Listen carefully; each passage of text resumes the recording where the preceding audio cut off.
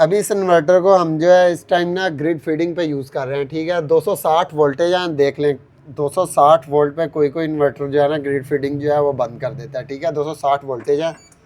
PV generation की बात की जाए तो इस तरफ आ जाएगी अभी हमें, ये लें जी पीवी 3.8 किलोवाट से हमारी माशाल्लाह जनरेशन आ रही है।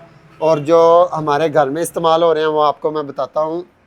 ये आ गई हमारी दूसरी प्रोटेक्शन डिवाइस, 261 हो गया हमारे वोल्टेज, ठीक है। और अभी इसी तरह हम जाते हैं अपने ग्रीन मीटर पे और वहाँ से आपको ग्रिड फीडिंग भी चेक करवाता हूँ जी। तो दोस्तों ये ग्रीन मीटर पे आप चेक कर सकते हैं 29 सेटिंग 00 और 30 सेकंड पे सेटिंग नंबर 30 पे जो है हमारे 3.30 3 किलो वाट से ऊपर जो है हमारी ग्रिड फीडिंग हो रही है माशाल्लाह। और वेदर आपको दिखा दूँ, वेदर इस टाइम कुछ इस तरह का है।